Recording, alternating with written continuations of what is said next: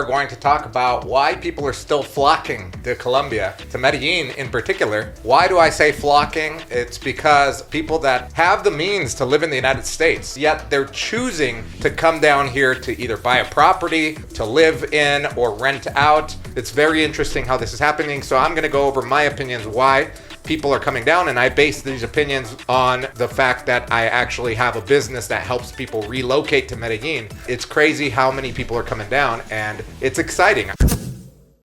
Why do I say flocking? It's because I own the Medellin Masterclass together with my business partner. We've seen more and more people sign up for our masterclass. We've helped over 22 people relocate since November. So there are various reasons why the people that are signing up for the masterclass are doing this. And on top of that, every single day there are new people coming to Medellin.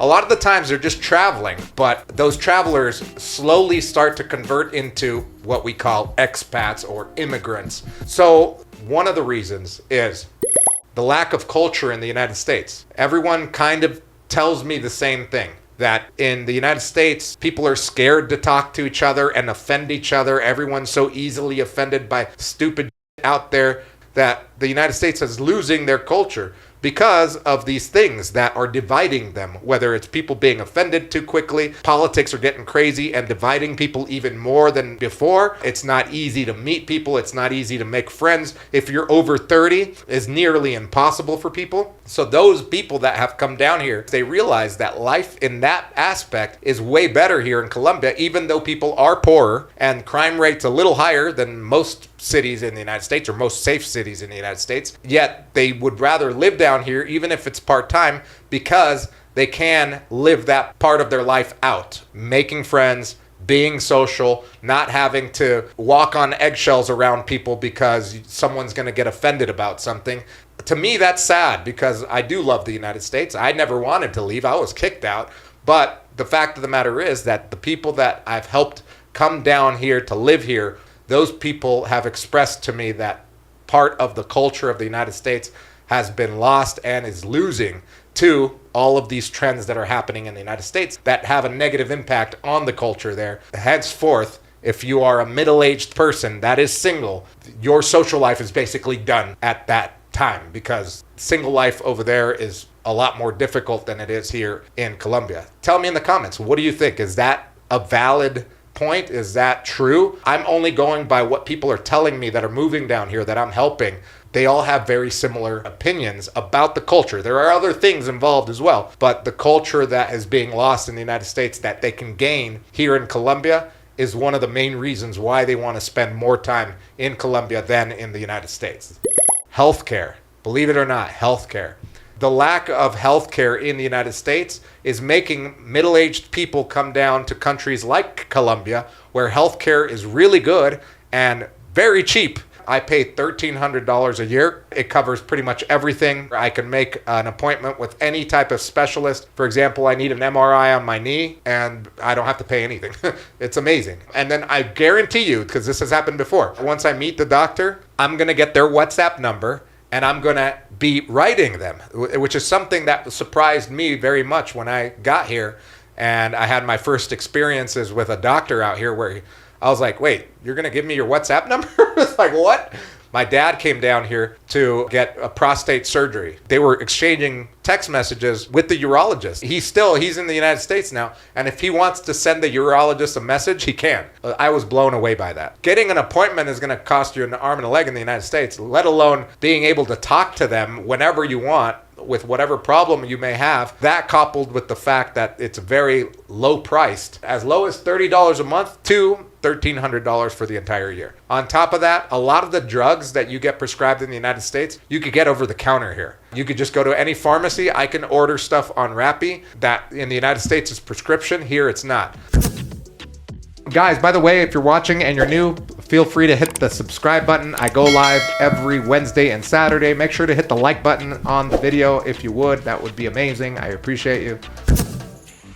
So the next reason is their social life. I don't know how it is where you are in the United States, but for many of the people that I've helped relocate down here, their social life in the United States was dwindling because they're not married, they're middle-aged, they don't have any kids. At that point, there's not many places where they can go to where they can meet new people. It's not even just a romantic level, but it seems like you reach a certain age in the United States where society says, okay, now you're too old for this. You should be doing grown-up stuff, I guess, like having a family and raising kids, etc. Whereas in Colombia, you can be middle-aged and still do a lot of the fun things that you would want to do and make new friends that are typically younger than you, because part of the culture here is to be social. Everyone is usually pretty nice to you. Whether you're a foreigner or you're a local, it's easy to grow that social circle, because even though the city and the metropolitan area has over 4 million people in it, it's still a pretty small city. A lot of the people that are coming down here that I've helped relocate, they've said that Medellin is amazing. Man, I've made more friends in this week than I would have made in a whole year in the United States. One of the reasons, and it's a big valid reason, is the fact that, yeah, if you're a foreigner, people are going to want to talk to you more as well, too. But me being a fluent Spanish speaker, I meet people every day, man. I love it. Cost of living. It's a very obvious one, but I want to talk about it. In the United States, it seems like you could be making $100,000 a year and still not be living the life or the high quality life that you would want to. If you're making $100,000 a year or anywhere near that in Colombia, you're living like a king out here, which I find surprising because the United States is arguably the greatest country in the world, and it's sad that people that are making, $50,000 to $100,000 can't lead the life that they want to lead in their country because they're either priced out or they just can't find what they're looking for out there. A lot of people, I would venture to say, are very happy living their life in the United States. And those that are unhappy just aren't aware of what's out there for them. So once they come to Medellin, they realize like, wow, this is what life can really be like. Even if I'm only making $50,000 a year, $40,000 a year with my online job, I can live a great life and make new friends and do new things and afford a nice little apartment, etc. So once they see that, they want to come down here. And then you've got the other side of the coin where it's people that do have a lot of money. They make over $100,000 a year.